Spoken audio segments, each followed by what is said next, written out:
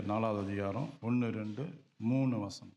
ஆனபடியினாலே அவருடைய இளைப்பாறுதலில் பிரவேசிப்பதற்கு ஏதுவான வாக்குத்தத்தம் நமக்கு உண்டாயிருக்க, உங்களில் ஒருவனும் அதை அடையாமல் பின்வாங்கி போவானாக காணப்படாதபடிக்கு பயந்திருக்க கடவோம். ஏனெனில் சுவிசேஷம் அவர்களுக்கு அறிவிக்கப்பட்டது போல நமக்கும் அறிவிக்கப்பட்டது. கேட்டவர்கள் விசுவாசம் இல்லாதபடியால் கேட்டபடியினால் அவர்கள் கேட்ட வசனம் அவர்களுக்கு பிரயோஜனப்படவில்லை. விசுவாசத்தவர்களாகிய நாமோ அந்த இளைப்பாறுதலில் பிரவேசிக்கிறோம். அவருடைய கிரியைகள் உலக தோற்றம் முதல் முடிந்திருந்தும் இவர்கள் என்னுடைய இளைப்பாறுதலில் பிரவேசிப்பதில்லை என்று என்னுடைய கோபத்திலே ஆணையிட்டேன் என்றார். மேலும் தேவன் தம்முடைய கிரியைகளை எல்லாம் முடித்து 7ஆம் நாளிலே ஓய்ந்திருந்தார் என்று 7ஆம் நாளை குறித்து ஓரிடத்தில் சொல்லியிருக்கிறார். அப்போ இங்கே வேதம் நமக்கு சொல்லுது, அவருடைய இளைப்பாறுதலில் பிரவேசிப்பதற்கு ஏதுவான வாக்குத்தத்தம் கொடுக்கப்பட்டது. அப்போது நித்திய ஜீவன் என்ற ஒரு பிரவேசிப்பு இருக்குது. ஆனால் பூமியில் வாழுற நமக்கு ஒரு இளைப்பாறுதல் வேணும். அப்போ அந்த இளைப்பாறுதல் தேவன் யாருக்கு கொடுத்தாருன்னு இங்கே வசனம் சொல்லுது. அதாவது 2 விதமான ஜனங்க இருக்கிறாங்க. ஒரு ஜனம் வசனத்தை விசுவாசித்து இளைப்பாறுதல் போகுது. இன்னொரு ஜனம் வசனத்தை விசுவாசிக்கல, அதன் நிமித்தம் அவங்க இளைப்பாறுதல போல. அப்போ அவருடைய இளைப்பாறுதல் பிரவேசிப்பதற்கான வாக்கு தத்துவம். அப்போ வாக்கு தத்துவமே என்ன? இளைப்பாறுதல் போகுது. தேவனுடைய இளைப்பாறுதல் பிரவேசிப்பது தான் தேவன் கொடுக்கிற வாக்கு. அப்போ அந்த அந்த வாக்கு தத்துவம், அந்த இளைப்பாறுதலை ஒருவரும் அதை பெற்றுக்கொள்ளாத போகாதபடி நீங்க என்ன செய்யுங்க? ஜாக்கிரதையா இருங்க. காணப்படாதபடி பயந்து இருக்க கடவும். ஏன்னா வசனம் சொல்லுது, ஏனெனில் சுவிசேஷம் அவர்களுக்கு அறிவிக்கப்பட்டதாம். அப்ப யாருக்கு? பொதுவா சுவிசேஷம் எல்லாருக்கும் அறிவிக்கப்படுது. இப்ப சபையை எடுத்துக்கும். சபையில பொதுவா என்ன நடக்குது? சுவிசேஷம், தேவனுடைய வசனம் எல்லாருக்கும் அறிவிக்கப்படுது. ஆனா கேட்கிறவங்க எல்லாமே விசுவாசத்தோட கேட்குறீங்களா? இல்ல கர்த்தர் என் வாழ்க்கையில இப்படி செய்வார்ன்ட்டு ஒரு விசுவாசம் உங்களுக்குள்ள வருதா? இல்லை. கேட்குறீங்க, ஆனால் விசுவாசம் இல்லாமல் படினால் இங்கே சொல்கிற மாதிரி அவங்க வாழ்க்கையில் இளைப்பாறுதல் இல்லை. அந்த வேத வசனத்தை விசுவாசிக்கும் போது தான் என்ன செய்யுது? மனுஷனுக்குள்ள இளைப்பாறுதல் வருது. அப்போ வசனத்தை விசுவாசியாமல் போகாதபடி என்ன செய்யுது? வேத வசனம் உள்ள போகலைன்னா அவங்களுக்குள்ள வசனம் போகாதபடி, அவங்களுக்கு விசுவாசத்தின் எப்படி கேட்காதபடி எந்த விதமான கிரியை செய்யலை. அப்போ இங்கே இந்த வசனத்தில் 2 விதமான ஜனத்தை பார்க்குறோம். ஒரு ஜனம் ஒரே சபையில் இல்லை ஒரே இடத்துல இருக்கிறோம், அதே நேரத்தில் வசனத்தை கேட்டு விசுவாசிக்கிறோம். இன்னொரு ஜனம் கூட்டம் என்ன செய்யுது? விசுவாசிக்காமல், அந்த சுவிசேஷத்தை கேட்டு விசுவாசிக்காமல் என்ன செய்யுதுன்னா வசனம் அவங்களுக்கு போகாதபடி தடை பண்ணுது. அதான வேதம் சொல்லுது, அவள் கேட்ட வசனம் அவர்களுக்கு பிரயோஜனப்படவில்லையாம். 2வது வசனம் கீழே சொல்லுது பாருங்க. என்ன சொல்றாரு? சுவிசேஷம் அவர்களுக்கு அறிவிக்கப்பட்டது போல நமக்கும் அறிவிக்கப்பட்டது. கேட்டவர்கள் விசுவாசம் இல்லாம கேட்டபடினால். அப்ப கேட்கிற வார்த்தையே விசுவாசத்தோடு கேட்கணும். அப்ப கேட்ட வார்த்தை விசுவாசம் இல்லாம கேட்கிறபடியினால் அவர்கள் கேட்ட வசனம் அவங்களுக்கு பிரயோஜனப்படவில்லை. அப்ப என்னன்னா அவங்களுக்குள்ள அது பலன் கொடுக்கலன்னு சொல்றது வேதம். அவங்களுக்குள்ள பலன் கொடுக்கல. அப்ப பலன் கொடுக்கலன்னா இளைப்பாறுதல் எப்படி கிடைக்கும்? சொல்லி நினச்சி பாருங்க. வார்த்தையை விசுவாசிக்கும் போது கிரியை அநேக தேவன் செய்கிறார். வார்த்தையை கொண்டு தான் தேவன் என்ன செஞ்சார்? வானத்தையும் பூமியும் சிருஷ்டித்தான் ஆதி ஆகமத்தில் பார்க்குறோம்.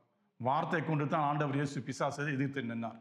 அப்போ வார்த்தையை கொண்டு தான் நம்ம வாழ்க்கையில் அநேக மாற்றங்கள் விசுவாசத்தோடு ஏற்றுக்கொள்ளும் போது ஆண்டவர் நமக்குள்ள கிரியை உண்டு பண்ணுவார், கிரியை செய்வார். அப்போ நமக்குள்ள அந்த வசனத்தை விசுவாசிக்கும் போது தான் கிரியை உண்டாகும். அந்த வசனத்தை நம்ம ஏற்றுக்கொள்ளாம இருக்கும்போது அவர்கள் கேட்ட வசனம் அவர்களுக்கு பிரயோஜனப்படாத போயிடுச்சோம். அப்போ ஒரே சபை, ஒரே கூட்டம், ஒரே ஜனம், அப்போ 2 விதமான கிரியை பார்க்குறோம். பார்த்தீங்களா? அது அப்போ என்ன சொல்கிறாருன்னா, பூமியில நம்ம வாழுகிற நாட்கள்ல இளைப்பாறுதல் வேணும். இந்த இளைப்பாறுதலுக்காக நம்ம எத்தனையோ காரியம், உலக ஜனங்க அந்த இளைப்பாறுதலுக்காக என்னென்ன செய்யறாங்க? எத்தனையோ காரியம் அந்த இளைப்பாறுதல் பெற்றுக்கொள்ள மாம்சத்தின் படி அவங்க செய்ய வேண்டியது நிறைய செய்யறாங்க. சந்தோஷமா இருக்குதுக்கு நிறைய காரியம் செய்யறாங்க. அந்த நேரத்துக்கு தான் அந்த சந்தோஷத்தை கிரியை செய்யும். ஆனாலும் இளைப்பாறுதலை நீடித்த நாளாக இருக்காது, அது நீடித்தா இருக்காது. அந்த நேரத்துக்கு அந்த இளைப்பாறுதல் கிடைக்கும், ஏதோ ஒரு வழியில் கிடைக்கும். இல்லை ஏதோ ஒரு பக்தி வைராக்கியம் கொண்டு வேற எங்கன்னா போனால் கூட அந்த இடத்துல அந்த நேரத்துக்கு தான் உண்டாகும். நிரந்தரமான ஒரு இளைப்பாறுதல், நிரந்தரமான இளைப்பாறுதல் நமக்கு எப்போ கிடைக்கும்? எப்போ கிடைக்கும்? அப்போ இது வேதம் நமக்கு இந்த ஒரே கூட்டத்தில், ஒரே ஜன கூட்டத்தில் 2 விதமான ஜனங்கள் இருக்கிறாங்க. ஒரு விதமான ஜனம் வார்த்தை கேட்டு விசுவாசிக்குது, இன்னொரு விதமான ஜனம் வார்த்தை கேட்டு அதை விசுவாசிக்காமல் போனபடினால் அவங்களுக்கு உபத்திரவத்தை காண்றோம். இந்த இடத்துல யாரை சொல்லுதுன்னா, பழைய ஏற்பாட்டில் மோசே இஸ்ரவேல் ஜனங்களை கொண்டு வரும்போது ஒரு கூட்ட ஜனம் அவங்க வார்த்தையை கேட்டு விசுவாசிக்காம போனாங்க. ஆனால் நமக்கு சுவிசேஷம் அறிவிக்கப்பட்டது. அதன் பிறகு சுவிசேஷம் அறிவிக்கப்படும் போது அதை கேட்டு விசுவாச ஜனங்களுக்கு இறைப்பாறுதல் இயேசு தரார்.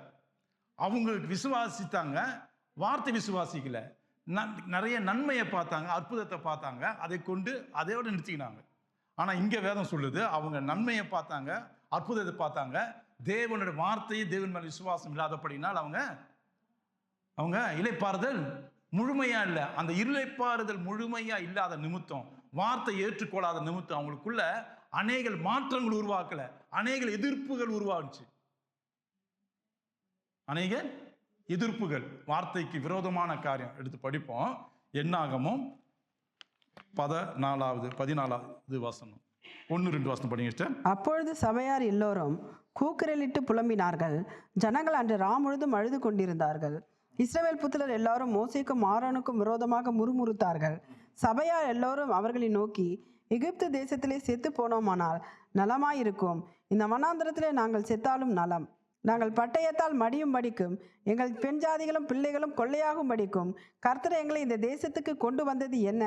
எகிப்துக்கு திரும்பி போகிறதே எங்களுக்கு உத்தமம் அல்லவோ என்றார்கள். பார்த்தீங்களா, கர்த்தர் அவங்க கண் முன்னாக நிறைய அற்புதத்தை செஞ்சார் இல்லையா? அவங்கள 40 வருஷம் அவங்களுக்கு போஷித்து நடத்தினார். அதே நேரத்தில் அவங்க இரவில் அக்னி ஸ்தம்பமும் பகலில் மேக ஸ்தம்பமும் அவங்க நடத்தினார். அவங்களுக்கு குறையில்லாதபடி கர்த்தர் எல்லாத்தையும் செஞ்சார். ஆனால் அவங்க முறுமுறுத்து கடைசியில் அவங்க என்ன செய்கிறாங்க, காலேப்பும் யோசுவாவும் போய் அந்த தேசத்தை சுற்றி பார்க்கும்போது வந்து சொல்கிறாங்க, அந்த தேசத்தில் எல்லாம் செழுமையான தேசம், நம்ம தேவன் நமக்கு தருவான்றாங்க. ஆனால் அதுக்கு ஜனங்க கூட போன ஜனங்க இல்லை, அந்த தேசத்தில் பெரிய ராட்சத ஜனனா இருக்கிறாங்க, நம்மளை வந்து என்ன செஞ்சிருவாங்க, நம்மளை சாவடிச்சிடுவாங்க. அதனால நம்ம என்ன செய்யறோம், அதனால இவங்க எதிர்த்து மோசைக்கும் ஆரோனுக்கு எதிர்த்து நிற்கிறாங்க. நாங்கள் இங்கே எகிப்தில் இருந்து நல்லா இருந்திருப்போமே, எங்களை வந்து கொண்டு வந்து இங்கே வந்து சாவடிக்க வரியே, நாங்கள் பட்டயத்தால் சாவ போகிறோம்னு சொல்லிட்டு முறுமுறுக்கிறாங்க. இதை தேவன் பார்க்குறாரு. நீங்கள் 14வது வசனம் படிங்க. அதில் 14-11 கர்த்தர் மோசேயை நோக்கி, இதுவரைக்கும் இந்த ஜனங்கள் எனக்கு கோபம் உண்டாக்குவார்கள். தங்களுக்குள்ளே நான் காட்டின சகல அடையாளங்களையும் அவர்கள் கண்டும் எதுவரைக்கும் என்னை விசுவாசியாது இருப்பார்கள். நான் அவர்களை கொள்ளை நோயினால் வாதித்து சுதந்திரத்திற்கு புறம்பாக்கி போட்டு அவர்களை பார்க்கல முன்னே பெரிதும் பலத்துமான ஜாதியாக்குவேன் என்றார். அவர் கோபப்பட்டதுனால என்ன சொல்றாரு, நீ விடு, நான் அவங்கள எல்லாரையும் சாகடிச்சிடுறேன், அதனால நீ விட்டுட்டு நான் உன்னை பெரிய ஜாதி ஆக்குவாங்க. பாருங்க, இங்க 2 காரியம் சொல்லுது. மோசே எது வரைக்கும் ஜனங்கள் எனக்கு கோபம் உண்டாக்குவார்கள்ன்ட்டு மோசே கிட்ட சொல்றாரு கர்த்தர். மோசே பார்த்து சொல்ல, இந்த ஜனங்கள் எது வரைக்கும் கோபம் உண்டாக்குவாங்க எனக்கு, அதனால தங்களுக்குள்ளே நான் கட்டின சகல அடையாளங்களும் காட்டின அற்புதம் அவர்களை கண்டும் எது வரைக்கும் என்ன விசுவாசியாது இருப்பாங்க, நான் அவர்களை வந்து வாதையை கொண்டு வந்து அவங்கள நான் சாவடிக்கிறேன்.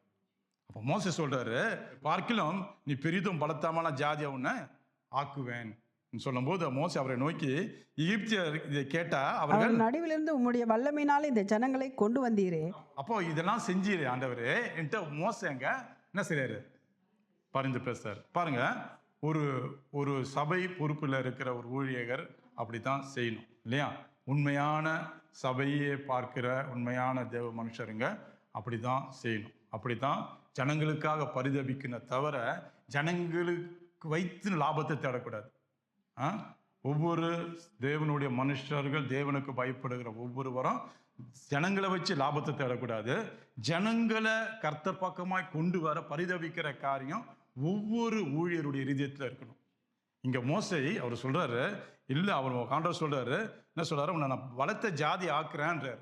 அப்போ மோசே இல்லை வேணாம், நீங்கள் அங்கேருந்து கொண்டு வந்தீங்களே, அந்த எகிப்தியர்லேருந்து கொண்டு வர பார்த்து மற்ற ஜாதியை பார்க்கும்போது என்ன உன் தேவன் கொண்டு வந்து இப்படியே அழிச்சிட்டாருன்னு சொல்லிட்டு உங்கள் மேலே தவறா பேசுவாங்கன்ட்டு அவர் பரிதபிக்கிறார். இந்த கோபம், கர்த்தர்கிட்ட இருந்த கோபம் தான் இங்க சொல்றாரு. இந்த எபிரேயர்ல 3வது அதிகாரம் 10-11 வசனம் படிங்க sister. அதெல்லாம் நான் அந்த சந்ததியை ஆலோசித்து அவர்கள் எப்பொழுதும் வழுவி போகிற இருதயமுள்ள ஜனம் என்றும் என்னுடைய வழிகளை அறியாதவர்கள் என்றும் சொல்லி என்னுடைய இளைப்பாறுதலில் அவர்கள் பிரவேசிப்பதில்லை என்று என்னுடைய கோபத்திலே ஆணையிட்டேன் என்றார். ஆணையிட்டு இதான் சொல்றாரு. நான் இளைப்பாறுதல் கொடுக்கத்தான் அந்த ஜனங்களை நான் என்ன செஞ்சேன், கொண்டு வந்தேன்னு. அதுக்குத்தான் நான் அவங்கள இளைப்பாறுதல் தேசத்துக்கு கொண்டு போகத்தான் நான் அவங்கள எகிப்திலிருந்து கொண்டு வந்து மனாந்தரத்து 40 வருஷம் வழி நடத்தி அவங்களுக்கு எல்லாம் குறைகள் இல்லாமல் நடத்தி வந்தேன்னு. இப்போ அவங்க என்னை விசுவாசியாத படினால், அநேக அற்புதத்தை கண்டும் என்னை விசுவாசியாத படினால், இப்போ நான் என்ன செய்யறேன், அவங்கள மோசே என்ன செய்ய போறேன், அவங்கள கொல்ல போறேன், கொல்ல நோய் அனுப்பி நான் கொல்ல போறேன். அதனால அவங்களுக்கு நான் இளைப்பாறுதல் தருவதில்லை. நான் அந்த சந்ததியை ஆலோசித்து அவர் எப்போதும் வழி போகிற இருதயமுள்ள ஜனங்கள் என்று என்னுடைய வழிகளை அறியாதவர்கள் என்று சொல்லி என்னை இளைப்பாறுதல் அவர்கள் பிரவேசிப்பதில்லை என்றும் என்னுடைய கோபத்தினால் ஆணையிட்டேன். கர்த்தர் இளைப்பாறுதல் கொடுக்க விரும்புகிறார். ஆனா ஜனமும் நன்மையை பெற்றுக்கொண்டு கர்த்தரை விரும்புற மாதிரி இல்லை, கர்த்தர் விருப்பத்துக்கு போய் நடக்கல. அப்ப கர்த்தர் கோபம் கொண்டு என்ன சொல்றாரு, இல்லை இந்த ஜனங்களை விட்டுட்டு நான் ஒன்று பெரிய ஜாதி ஆக்குறேன், ஆனால் நான் இவங்களை என்ன செய்கிறேன், கொள்ளை நோய் அனுப்பி நான் இவங்களை நான் கோபத்தினால் அவங்கள பதில் கொடுக்குறேன், ஆணையிடுகிறேன்றார். அப்போது இந்த தேவனுடைய அந்த அந்த இளைப்பாறுதல், இப்போ இளைப்பாறுதல் பூமியில் வாழுற நமக்கு ஒரு இளைப்பாறுதல் கண்டிப்பாக வேணும். நம்ம அதுக்குன்னு எந்த விதமான முயற்சி செஞ்சாலும் தேவனிட தவிர மீதி எந்த வழியில் நம்ம மாம்சத்தின் படியாகும், எந்த வித ஆலோசனை படியாகும், இல்லை எந்த வழியில அப்படின்னாச்சும் நான் இந்த இளைப்பாறுதலை பெற்றுக்கொள்ளணும், இப்படிப்பட்டு இருக்கிற காரியங்கள் எல்லாம் போய் நான் ஒரு சமாதானமா எனக்குள்ள இருக்கணும்னு நினைச்சா ஒரே வழி தேவன் தவிர எந்த வழியும் கிடையாது. அதான் அவங்க இளைப்பாறுதல் கொடுக்க அவங்கள காத்திருந்தாங்க. ஆனா இவங்களோ இன்னொரு ஜனக்கூட்டம் என்ன செய்து அந்த இளைப்பாறுதல் பிரவேசிக்க தேவனுடைய வார்த்தையை விசுவாசிக்கிறபடியினால் அவங்க இளைப்பாறுதல் பிரவேசித்தாங்க. ஆனா இவர்களும் இஸ்ரவேல் ஜனங்களும் முறுமுறுத்தது நிமித்தம் கர்த்தரை அந்த இளைப்பாறுதல்ல அவங்க வர முடியல இல்லையா. அதான் கீழே பார்த்தீங்கன்னா 18-19 வசனம் கடைசியில் அந்த 3வது அதிகாரம் 18-19 சொல்லுது, பின்னும் இளைப்பாறுதலை பிரவேசிப்பதில்லை என்று அவர் யாரை குறித்து ஆணையிட்டார், கீழ்ப்படியாதவர்களை குறித்து அல்லவா? அதனால அவிசுவாசத்தினாலே அவர்கள் அதில் பிரவேசிக்க கூடாமல் போனார்கள் என்று பார்க்கிறோம். யாரை குறித்து சொன்னார் அவர் பிரவேசிப்பதில்லை என்று? அவர் யாரை குறித்து ஆணையிட்டார்? கீழ்ப்படியாதவர்களை குறித்து தானே சொன்னாரு. ஏன்னா அவங்க மோசைக்கு ஆரோனுக்கும் எதிர்த்து முறுமுறுத்து கர்த்தர் செய்த எல்லா அற்புதங்கள் நன்மைகளும் பெற்றுக்கொண்டு மறந்து போய் எதிர்த்து நிற்கும் போது, நீங்கள் எகிப்தில் நாங்கள் போய் இருக்கிறோம், அங்கேயே எங்கள் வாழ்க்கை நல்லா இருக்கும், எங்களை வனாந்தரத்தில் கொண்டு எங்களை பட்டயத்தால் எங்களை சாவடிக்க செய்கிறீங்களேன்னு சொல்லிட்டு முறுமுறுத்தாங்க. அப்போ தேவன் சொல்றாரு, இதை அதனால் அவிசுவாசத்தினாலே அவர்கள் அதில் பிரவேசிக்க கூடாதபடி போனார்கள் என்று. ஏன்னா அவங்க கர்த்தருடைய சொன்ன வார்த்தையை அவர் தானே சொன்னார், எகிப்திலிருந்து கொண்டு கானான் தேசத்தை நான் தான் கொண்டு போய் விடுவேன், அதனால நீங்க என்ன செய்யுங்க, நான் சொல்லுறத கீழ்ப்படிங்கன்னு சொன்னாரு. அதை கீழ்ப்படியாம முறுமுறுத்து நிமித்தம் பதில் கர்த்தர் அவங்களுக்கு அங்க பிரவேசிக்கல, கானான் தேசத்துக்குள்ள அவங்க போல இல்லையா. அப்போ வேதம் இந்த 2 விதமான ஜனக்கூட்டத்தை அங்க காட்டுது. முதலாவது ஒரு ஜனக்கூட்டம் ஒரே கூட்டத்தில் இருக்கிறாங்க, தேவன் வார்த்தை விசுவாசிக்கல, அவங்களுக்கு உண்டான பதில் என்ன பதில்? பிரவேசிக்க முடியாத போகுது. அந்த வார்த்தையை கேட்டு விசுவாசித்தவங்க அவங்க ஒரு இளைப்பாறுதல் பிரவேசிக்க முடியுது. அதனால வேதம் சொல்லுது, இதே அவங்க செஞ்ச மோசையுடன் அந்த இஸ்ரவேல் ஜனங்க என்ன செஞ்சாங்களோ அது வேதம் சொல்லுது. 4வது அதிகாரத்துல 8வது வசனம் படிப்போம். யோசுவா அவர்களை இளைப்பாறுதலுக்கு உட்படுத்தி இருந்தால் பின்பு அவர் வேறொரு நாளை குறித்து சொல்லி இருக்க மாட்டாரு இல்லையா. பிரவேசிப்பது கர்த்தர் அங்க சொன்னாரு. அப்ப வேதம் சொல்லுது, யேசுவா அவர்களை இளைப்பாறுதலுக்கு உட்பட்டு இருந்தால் பின்பு அவர்களை வேறு ஒரு நாளை குறித்து சொல்லியிருக்க மாட்டாரு. அப்ப அவங்க உட்படல இல்ல, அவங்க என்ன செய்யல, பிரவேசிக்க முடியல. அதனால கர்த்தர் என்ன செய்றாரு, இன்னும் ஒரு நாளை முன்குறிக்கிறார் இளைப்பாறுதல போவதுக்கு. அப்ப வேதம் சொல்லுது, பின்பு அவர் வேறு ஒரு நாளை குறித்து சொல்லி இருக்க மாட்டாரு.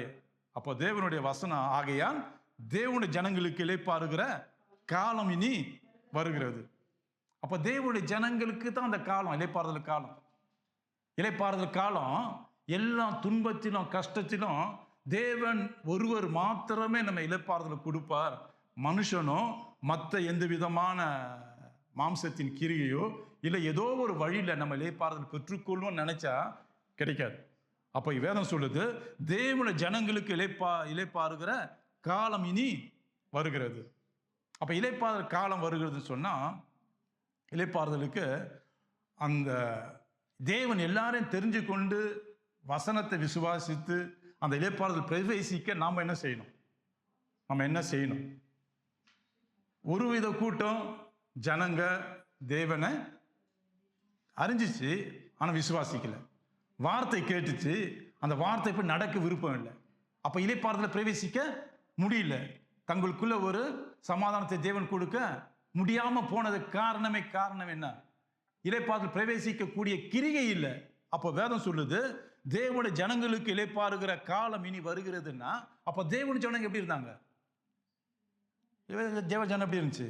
இளைப்பாறுதல் பிரவேசிக்க தேவனை தேடுச்சு, வேதத்தை வேத வார்த்தை விசுவாசித்தது, தேவ பிள்ளைகள் மத்தியில் ஐக்கியப்பட்டது. இது எல்லாம் தேவனுடைய கிரிகை. இதெல்லாம் ஒரு ஐக்கியத்தை கொண்டு வரும்போது தேவனுக்கு ஏற்ற கிரியை நம்ம என்ன செய்வோம்? கிரியை நம்மளுக்குள்ள வரும். தேவனுடைய ஜனங்களோடும் வேதத்தை படிக்கிற அந்த வேதத்தை தியானிக்கிற அந்த காரியமும் ஜபத்தினாலும் நம்ம ஒரு ஐக்கியப்படும் போது நமக்குள்ள ஒரு இளைப்பாறுதல் தேவன் முதலாவது தருவார். ரெண்டாவது, அந்த ஐக்கியம் கர்த்தரோடு இருக்கிறதும் கர்த்தரோட பிள்ளைகளும் கூட அந்த ஐக்கியப்படும் போது ஒரு விதமான நம்மளுக்கு ஒரு இளைப்பாறுதலை கிடைக்கும். நம்மளோட முயற்சி செய்ய வேண்டிய காரியத்தை தேவன் காரியத்தை நம்ம செய்யும் போது தான் இளைப்பாறுதல் கிடைக்கும். நான் இளைப்பாறுதல் எனக்கு வேணும், நான் இப்படிப்பட்ட காரியம் எதையுமே ஜெபம் செய்ய மாட்டேன், வேத வாசிக்க மாட்டேன், தேவனுடைய பிள்ளைகளுக்கு சேர மாட்டேன்னா இளைப்பாறுதல் கண்டிப்பா வராது. நினச்சி பாருங்க, இப்போ நீங்க ஒரு துன்பப்படுறீங்க, கஷ்டப்படுறீங்க, அப்போ அது நேரத்தில் உங்களுக்கு ஒரு ஒரு ஐக்கியத்தில் யாரோ ஒரு சகோதரனோ சகோதரிக்கிட்ட நீங்க உங்க மனசுல இருக்கிறத சொல்றீங்க. சொல்லும் போது என்ன கிடைக்கும்? அவங்க தேவனுடைய பிள்ளையா இருந்தா செய்வாங்க, உங்களுக்கு நல்ல ஆலோசனையும் நல்ல காரியங்களும் சொல்லுவாங்க. அது உங்களுக்கு இளைப்பாறுதல் உடனே கிரியை செய்யும். நீங்க அந்த ஐக்கியத்தோடு இல்லாம, ஜெபம் பண்ணாம, வேதம் வாசிக்காம இப்படியே உங்க வாழ்க்கை இருந்தா இங்க இளைப்பாறுதல், அதாவது உங்க ஆத்துமாவில் எப்படி இருக்குன்னா, ஏதோ ஒரு காரியம் எந்த நேரமும் குறைவா இருக்கும். உங்க ஆத்துமாவில் குறைஞ்சினே இருக்கும். குறைவை பார்க்க முடியும், நிறைவா இல்லையே, ஏன் இப்படிலாம் இருக்குதுன்ட்டு ஒரு கேள்வியா இருக்கும். காரணம், இளைப்பாறுதல் தேவன் தரல. அப்ப நீங்க நம்ம என்ன செய்யறோம்? அந்த உண்டான இளைப்பாறுதலுக்கு ஏற்ற கிரியை தேடும் போது, வெளியில தேடும் போது கிடைக்காம போகுது. அப்ப தேவனுடைய பிள்ளைங்களுக்கு அந்த இளைப்பாறுதல் தேவன் தராருன்னா, தேவனுடைய பிள்ளைங்களும் செய்ய வேண்டியது என்ன இருக்குதுன்னா, ஜெபம் பண்றாங்க, வேதத்தை வாசிக்கிறாங்க, தேவனுடைய பிள்ளைகளை மத்தியில் ஐக்கியம் கொள்றாங்க. அப்போ கூடவே கர்த்தருக்காக ஏதாவது என் தேவன் ரட்சித்தார அந்த தேவனுக்காக ஏதாவது நான் செய்யணும்ட்டு ஒரு விருப்பமும் இது நிமித்தம் அவங்க உள்ளத்துல வருது. அப்போ இளைப்பாறுதல் அவங்களுக்கு எப்போதும் இருக்குது. அந்த இளைப்பாறுதல் பாருங்க எப்போதும் இருக்குது. நீங்க நினைச்சு பாருங்க, ஒரு எதுவுமே நீங்க தொடர்ந்து செய்யும் போது அதோட பிரயோஜனத்தை நீங்க பெற்றுக்கொள்ள முடியும். படிப்பா இருக்கட்டும், வேலை காரியமா இருக்கட்டும், இல்லை எந்த காரியமும் நீங்க தொடர்ந்து ஒரு காரியத்தை தொடர்ந்து செய்யும் போது நன்மை செஞ்சா நன்மை வரும், தீமை செஞ்சா தீமை வரும். அப்போ அது தொடர்ந்து செய்யும் போது தான் அதுக்கு உண்டான நன்மையை பெற்றுக்கொள்ள முடியும். நான் எதையுமே செய்ய மாட்டேன், நன்மை மாத்திரம் வேணும்னா எப்படி கிடைக்கும்? அப்போ வேதம் சொல்லுது, இல்லை தேவனுடைய ஜனங்களுக்கு இளைப்பாறுகிற காலம் இனி வருகிறது. அப்போ நம்ம வாழ்க்கையில் இதன் வழியாக தான் நம்ம தேவனுடைய இளைப்பாறுதல்ல அந்த காலம் நமக்கு வரும். அதுதான் நித்திய இளைப்பாறுதல். நமக்கு நித்திய இளைப்பாறுதல்னா பரலோக ராஜ்யத்தில் இல்லை, நித்திய இளைப்பாறுதல் பூமியில நம்ம வாழுகிற நாட்களில் ஒரு நாள் நம்ம வரும்போது மறிப்போம், அது நித்திய வாழ்வு, அது வேற. ஆனா பூமியில வாழுகிற நாள்ல இளைப்பாறுதல் கிடைக்கணும்னா நாம தேவனை தேடுகிற இருதயம், தேவனை தேடுகிற உணர்வு நம்மளுக்கு இருக்கணும். தேவனை தேடும் ஒரே வழி வேதம் சொல்லுது, நீங்க தேவனை தேடும் போதுதான் அப்படிப்பட்ட இளைப்பாறுதல் உங்களுக்கு தேவன் தருவார். எப்படி தருவார் பாருங்க, சங்கீதம் 42 பாருங்க. என் ஆத்துமா தேவன் மேல், ஜீவனுள்ள தேவன் மேலேயே தாகமாய் இருக்கிறது. நான் எப்பொழுது தேவனுடைய சந்நிதியில் வந்து நிற்பேன்? உன் தேவன் எங்கே என்று அவர்கள் நாள்தோறும் என்னிடத்தில் சொல்லுகிறபடியால் இரவும் பகலும் என் கண்ணீரே எனக்கு உணவாயிற்று. முன்னே நான் பண்டிகையை ஆசரிக்கிற ஜனங்களோட கூட நடந்து கூட்டத்தின் களிப்பும் துதியுமான சத்தத்தோடே தேவாலயத்திற்கு போய் வருவேனே. இவைகளை நான் நினைக்கும் போது என் உள்ளம் எனக்குள்ளே உருகுகிறது. அப்போ இவர் சொல்றாரு, இந்த இந்த 2-3-4 வசனத்துல தாவீது எங்க இருக்கிறாருன்னு பார்த்தீங்கன்னா 6வது வசனம் சொல்லுது, என் தேவனே என் ஆத்துமா எனக்கு விளங்குகிறது. ஆகையால் யோர்தான் தேசத்திலும் எர்மோன் மலைகளிலும் சிறு மலையிலுமிருந்து உம்மை நினைக்கிறேன். ஆகையால் நான் யோர்தான் தேசத்திலும் எர்மோன் மலையிலும் சிறுமையில கஷ்டத்தோடு இருக்கிறாரு. அவரை சாகடிக்க எல்லாம் தேடுறாங்க. ஒரு பக்கம் சவுல் ராஜா வழி தேடுது, ஒரு பக்கம் அப்சலோம் எல்லாமே தேடுறாங்க. அப்போ அவர் உயிர் தப்பி மலை மேல தங்கியிருக்கிறார். ஆனால் அவர் சொல்றாரு, சிறுமையிலிருந்து உம்மை நினைக்கிறேன். எப்படி நினைக்கிறேன்? என் ஆத்துமா தேவன் மேல, ஜீவன் உள்ள தேவன் மேல தாகமா இருக்கிறது. 2வது வசனம், நான் எப்போது தேவனுடைய சந்நிதியில வந்து, அவர் மலையில இருக்கிறாரு, சொல்றாரு, எப்போ உங்க ஆலயத்துல வந்து நான் உங்களை பாப்பாண்டவரே, நான் ஏற்கனவே பார்த்தேனே, ஏற்கனவே உங்களை அன்பை நான் பார்த்தேன், உங்களை நான் ருசித்தேனே. அதான் சொல்றாரு, மற்றவங்க உன் தேவன் எங்கே என்று அவர்கள் நாள்தோறும் இரவும் பகலும், நான் தேவன் என்னிடத்தில் சொல்லுகிறபடினால் இரவும் பகலும் என் கண்ணீரை உனக்கு உணவாயிற்று. என் தேவன் எங்கே என்று அவர்கள் நாள்தோறும், அதாவது நீ இப்படி துன்பப்படுறிய, கூட இருக்கிறவங்க சொல்றாங்க துன்ப கஷ்டப்படுறிய, எங்க உன் தேவன்? நீ தேவன் தேவன் எங்க உன் தேவன்? அப்ப அவர் என்ன நினைக்கிறாருன்னா, அவர் சொல்றாரு, என்னிடத்தில் சொல்லுகிறபடினால் இரவும் பகலும் என் கண்ணீரை உனக்கு எனக்கு உணவாக கொடுக்கிறேன். அவர் வேற எதுவுமே பார்க்கல. முதலாவது தன்னை தேவனை தேடுகிற அந்த சிந்தனை, 2வது வர உபத்திரத்தை நினைக்கிறார் தான். ஆனா இருந்தாலும் அவர் இருதயம் தேவனை நோக்கி, வேற வழி இல்லை. ஆண்டவரே, நான் அங்க உங்க ஆலயத்துல வரும்போது இவ்வளவு சொந்தம் மன மகிழ்ச்சியா இருந்தேன், அது இன்னைக்கு இல்லையே. அது சொல்லிட்டு சொல்றாரு, முன்னே நான் பண்டிகையை ஆசரிக்க ஜனங்களோடு கூட நடந்து கூட்டத்தின் களிப்பும் துதியுமான சத்தத்தோடு தேவாலயத்திற்கு போய் வருவேனே. இவைகளை நான் நினைக்கும் போது என் உள்ளம் எனக்குள்ளே உருகுகிறது. என் ஆத்துமாவே என் உள்ளம் உருகிறது. தேவாலயத்துல போய் வர அந்த கூட்டத்தின் களிப்பும் துதியுமான சத்தத்தோடு தேவாலயத்துக்கு போய் வருவேனே, இவைகளை நான் நினைக்கும் போது என் உள்ளம் எனக்குள்ளே உருகுது என்றார். அப்ப அவர் இருக்கிற சூழ்நிலை எங்க? அப்ப நம்ம என்ன பாருங்க, நம்ம என்ன சொல்றோம், என்னால முடியல இல்லையா? அவர் என் சூழ்நிலை பாருங்க. அந்த இளைப்பாறுதல் அவருக்கு தெரியுது. என் தேவன் கிட்ட இருக்கும்போது தான் எனக்கு முழுமையான இளைப்பாறுதல் எனக்கு உண்டாகும்.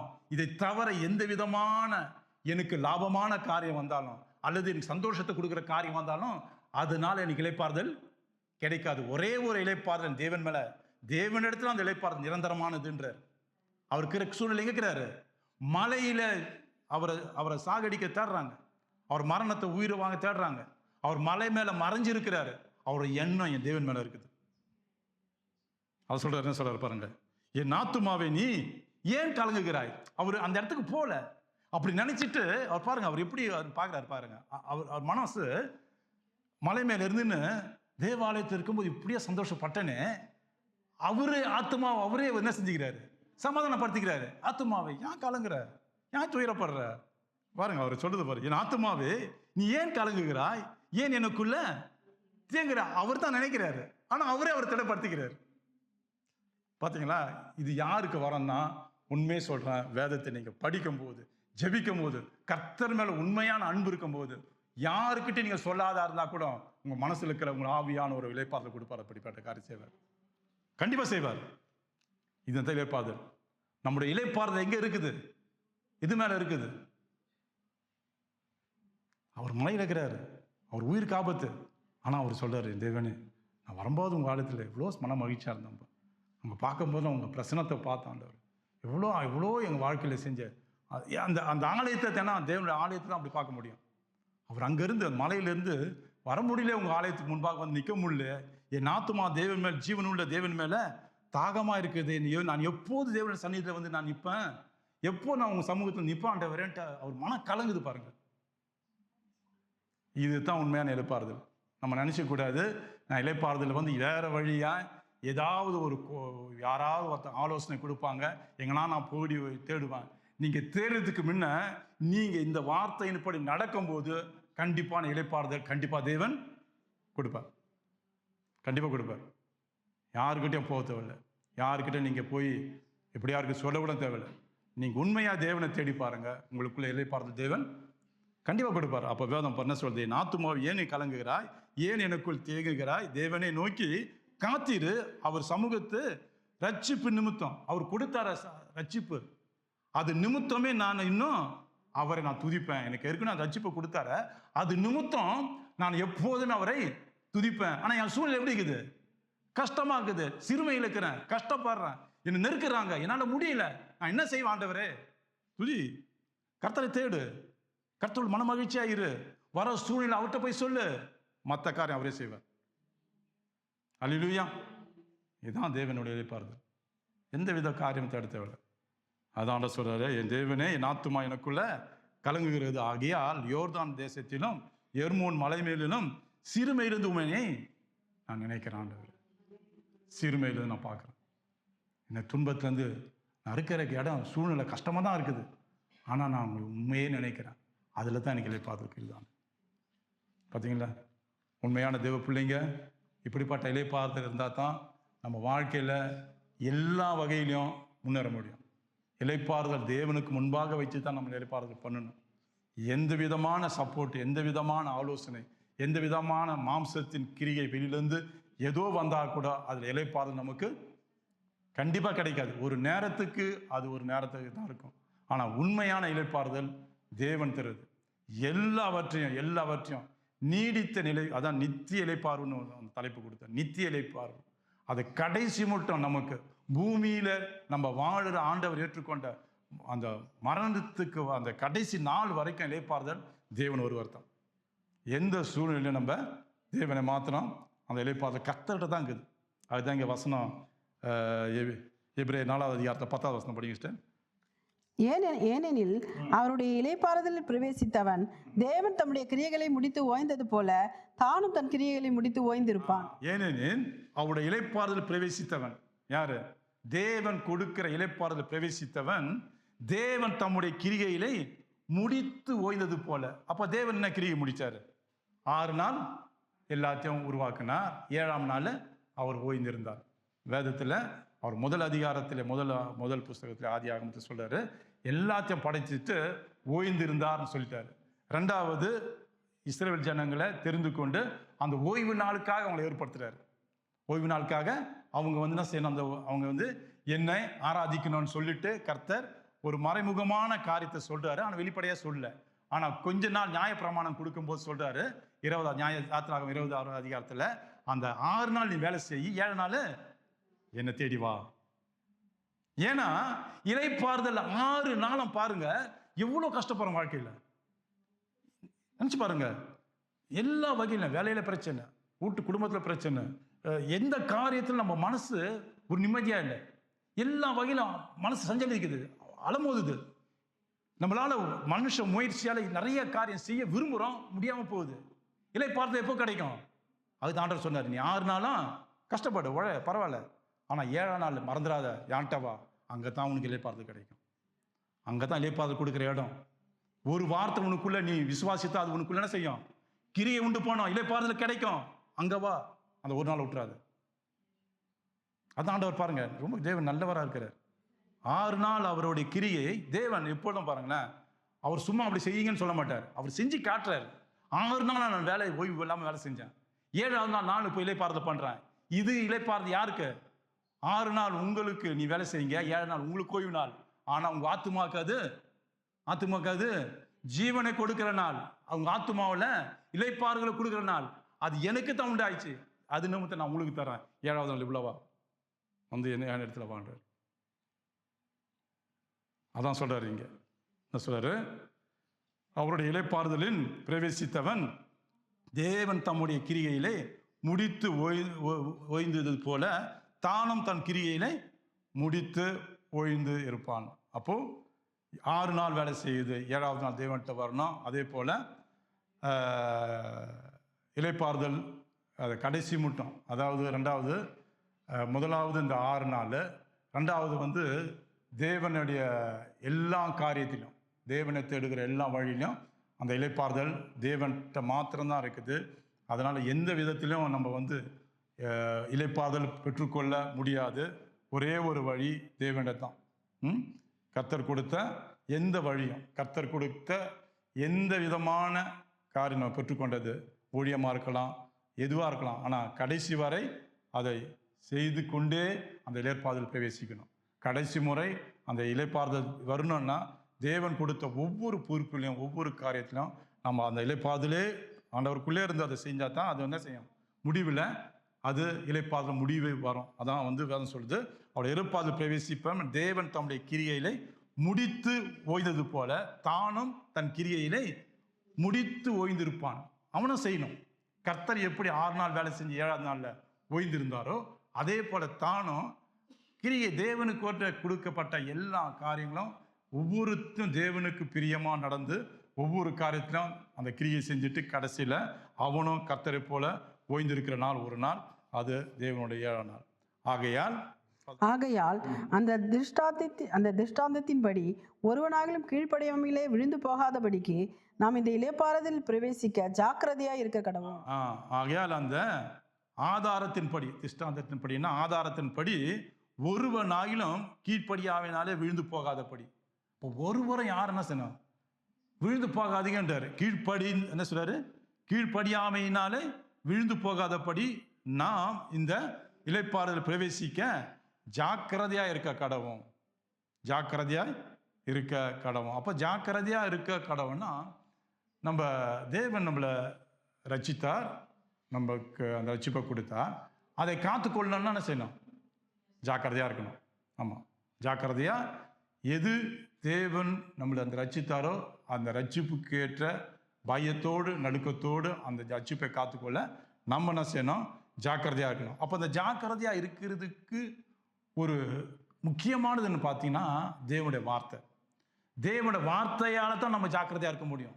தேவனுடைய வசனத்தை கேட்டு விசுவாசிக்கமான ஜாக்கிரதை நம்மளுக்குள்ள கிரியை செய்யும். தேவனுடைய வசனம் இல்லாம நான் ஜாக்கிரதையா இருக்கிறேன்னு சொன்னா ஜாக்கிரதையா இருக்க மாட்டோம். உதாரணம், இங்க துவக்கத்தில் இந்த 2 கூட்டத்தை பார்த்தோம். ஒரு கூட்டம் ஜனம் தேவனுடைய வார்த்தை கேட்டு விசுவாசியாதபடினா அவங்க இளைப்பாறுதல் போக முடியல. இன்னொரு கூட்டம் தேவனுடைய வார்த்தை கேட்டு விசுவாசித்து அதை கை கொண்டபடினால் இளைப்பாறுதல் போவதற்கு கர்த்தர் அவங்களுக்கு பிரவேசிப்பதற்கு இளைப்பாறுதல் கொடுத்தார். அப்போ இங்க வேதம் சொல்லுது, தேவனுடைய வார்த்தை திஷ்டானமாய் ஒருவனாகிலும் கீழ்ப்படியாமல் விழுந்து போகாதபடி நாம் இந்த இளைப்பாறுதல் பிரவேசிக்க ஜாக்கிரதையா இருக்க கடவும். அப்போ வேதம் இன்னொரு இடத்துல சொல்லுதுங்க, தன்னைத்தானே நிதானிக்கிறவன் என்று எண்ணுகிறவன் விழாதபடி எச்சரிக்கையா இருக்க கடவன். 1 கொரிந்தியர் 10:12 போடுது. என்ன சொல்றதுன்னா, தன்னை தானே நிற்கிறவன் என்று எண்ணுகிறவன். ஒருத்தவன் நான் எல்லாம் பர்ஃபெக்டா இருக்கிறேன், எனக்கு எந்த குறையும் இல்லை, நான் எல்லாமே ஒழுங்கா இருக்கிறேன், எனக்கு எந்த விதமான அப்படி நினைச்சா வேதம் சொல்லுது அவன் ஒரு நாள் விழுந்துருவான், கண்டிப்பா விழுந்துருவான். அப்போ தன்னை நிற்கிறவன் என்று ஒருத்தவன் நினைக்கிறான்னா, நிற்கிறவன் என்று எண்ணுகிறவன் விழாதபடி எச்சரிக்கையா இருக்கான், ஒரு நாள் விழுந்துருவான். அதனால தன்னை பர்ஃபெக்ட், நான் இப்படி கரெக்ட், எல்லாம் நான் செய்து கரெக்ட் இப்படித்தான் எண்ணும் போது விழுவதற்கு காலம் வரும். எப்போதும் அப்படி ஒரு சிந்தனை வரக்கூடாது. தேவனோட பிள்ளைங்க நல்லா தெரிஞ்சுங்க, வாழ்க்கையில் நீங்கள் ஆவிக்குரிய வளர்ச்சி உங்களுக்கு வேணும், ஆவில நான் பலப்படணும்னா முதலாவது உங்களுக்குரிய காரியம், உங்களுக்குரியது எதுவோ அதை முழுமையாக மனசோடு உங்களுக்குரியது தெரியுதுங்களா, அதை நீங்கள் எப்படி செய்யணும், தேவனுக்கு பிரியமும் உண்மையான இருதயத்தோடு செய்யுங்க, உங்களுக்குரியது. 2வது, நீங்கள் மற்றவுடைய கதையில் மற்றவுடைய காரியத்தை நீங்கள் போகக்கூடாது. ஆமாம், போனீங்கன்னா உங்கள் ஆத்துமானா செய்யும், இளைப்பாறுதல் கிடைக்காது. தேவன் இளைப்பாறுதலை கொண்டு வர விரும்புகிறார், நீங்களே செய்வீங்க இல்லை, இளைப்பாறுதல் வராது. இதனால உங்கள் ஆத்துமா கரைப்படியவும் ஆத்துமானா செய்யும், அதிகமான பாரத்தை உண்டாக்கும். நீங்கள் தேவனை தேடுகிற வழியை விட்டுட்டு இந்த சிந்தனையை இப்படி வரும். நீங்கள் தேவனை தேட போவீங்க, ஒரு பக்கம் ஒரு சிந்தனை இப்படி பேசினாங்க இப்படி வரும். எதனால? தேவையில்லாத காரியத்தை நீங்கள் இல்லை தெரியுங்களா ஏற்றுக்கொண்டீங்க, உங்கள் காரியமே பாரமாகுது. அதையே நீங்கள் நினைச்சு ஆண்டவரே வாழ்க்கையில் இப்படிலாம் ஒழுங்குபடுது அது நினைச்சு ஜெபம் பண்ணாலே, அது நினைச்சு கர்த்தர் வழியில் போனாலே உங்களுக்கு பெரிய காரியம். அதை விட்டுட்டு நீங்கள் மற்ற யோசனை சிந்திச்சு இப்படியா நீங்கள் நினைக்க வரும்போது நீங்கள் தேவனுக்குள்ள அதிகமாக பலப்பட மாட்டீங்க, தேவனுக்கு ஏற்ற கிரியையை உங்களுக்குள்ள பார்க்க முடியாது. இதுவே உங்க ஆத்மாவுக்கு ஒரு பிடிச்சிடும். அந்த ஆத்மாவுக்குள்ள அப்படிப்பட்ட காரியம் பிடிச்சிருச்சுன்னா நீங்க சும்மா இல்லாம மற்ற காரியத்துல ஈடுபட்டுனா யார் இங்க நடக்குது, யார் என்ன பேசுறாங்க இப்படியா உங்க மனசு திரியும். கர்த்தருக்குள்ள பலப்பட மாட்டீங்க. ஒரு நாள் வரும் இளைப்பாறுதல் கிடைக்காது, கைவிடப்படுவீங்க. மறந்துடாதீங்க, கண்டிப்பா கைவிடப்படுவீங்க, கண்டிப்பா கைவிடப்படுவோம். அதுதான் இளைப்பாறுதல். தேவன் சொல்ற ஒரு அடிப்படை நித்திய ஜீவன் ஒன்று இருக்குத்தான். ஆனா இளைப்பாறுதல் எங்க? பூமியில நம்ம பிறந்து மரிப்பது ஒரு நாள், அது இளைப்பாறுதல் வேணுமே. அந்த இளைப்பாறுதல் எங்க? தேவனுடைய வார்த்தை, தேவனுடைய ஐக்கியம், ஜெபம், வேத வாசிப்பு, ஜனங்க தேவனுடைய பிள்ளைங்க கூட ஐக்கியம், இதுதான் உங்களுக்கு கொடுக்கும். இது இல்லாம நம்ம இளைப்பாறுதல் வேற எந்த விதமான காரியத்தை இளைப்பாறுதல் தேடினாலும் கிடைக்காது. அதுக்கு பதிலாக நீங்க இந்த மாதிரி காரியம் உங்க காரியத்தை விட்டு மற்ற காரியத்தை நீங்க தலையை விட்டு கொண்டு என்ன செய்யணும்ட்டு அப்படி யோசித்தாலே உங்களுக்கு இளைப்பாறுதல, ஏற்கனவே இந்த இளைப்பாறுதல போயிடுச்சு கொஞ்சம் நீங்க மனசு. அதனால தேவனுக்குள்ள நான் வளரணுமா, தேவனுக்கு எனக்கு ஒரு நல்ல உறவு வேணும்னா நமக்கு உண்டான காரியத்தை சிந்திச்சு இதுல ஒழுங்கா செய்யறோமா, இதுல ஒழுங்கா நடக்கிறோமா, என் வாழ்க்கையில என்னென்ன காரியம் குறை இருக்குது ஆண்டவரே. அதான் வேற சொல்லுது, தன்னைத்தானே சோதித்தாரு. தன்னைத்தானே சோதித்தாரி. ஆமா, நான் அப்பதான் நீ முடிவு கால நியாயத்திற்கப்பட மாட்டேன். அப்போ என்ன அர்த்தம்? எப்போதும் உனக்கு உண்டான காரியத்தை மாத்திரம் நான் கரெக்டாக செய்யறேன்னா, தேவன் கொடுக்க காரியத்தில் நான் இருக்கிறேன்னா, நான் செய்ய வேண்டியது மற்றவங்களை குறித்து நான் யோசிக்கிறேன்னா, அப்படி நினைக்கிற காரியம் வரக்கூடாது. ஒரே ஒரு சிந்தனை, ஒரே ஒரு அதான் நினைச்சீங்க, தன்னை நிற்கிறவன் எண்ணுகிறவன் விழாதபடி எச்சரிக்கையா இருக்க கணவன். தன் நிற்கிறேன், நான் எல்லாத்தையும் பர்ஃபெக்ட் கரெக்ட்னு சொல்லி நிற்கிறவன் ஒரு நாள் கண்டிப்பா உழவ முடியும்.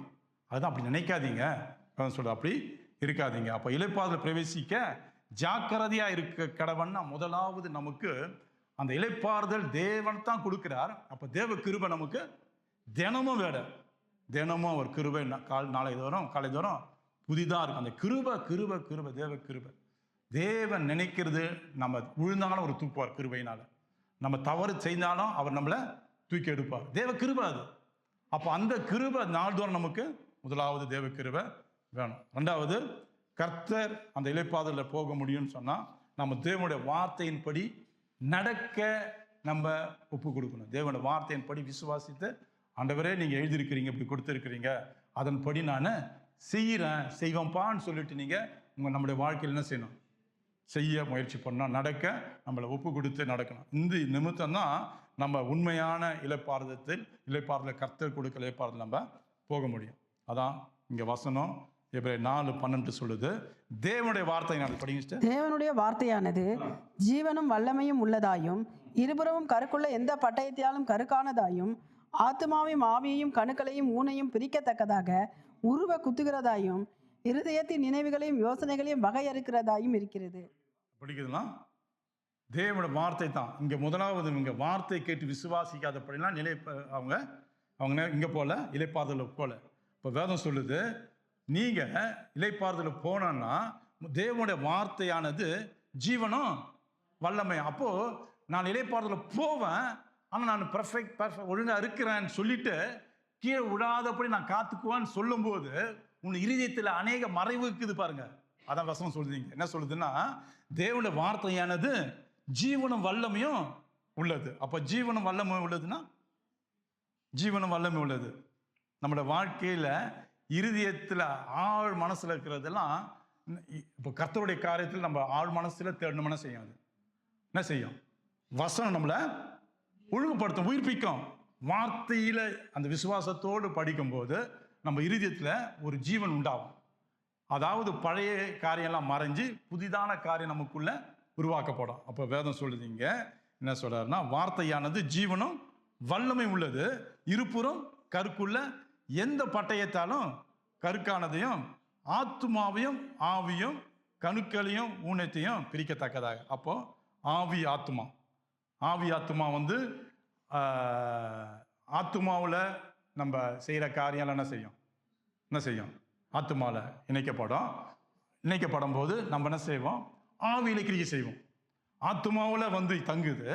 நம்ம நினைக்கிறது, தொடுறது, பேசுறது, நினைப்பெல்லாம் ஆத்துமாவில் தங்குது. இது தங்கின உடனே நம்ம செய்ய கிரியில நடக்கும். இங்க தங்குது, இங்க செய்யுது. இப்போ வேதம் சொல்லுது, நீ வசனத்தை உட்கொண்டினா நீ தவறான காரியம் செய்யற பாரு.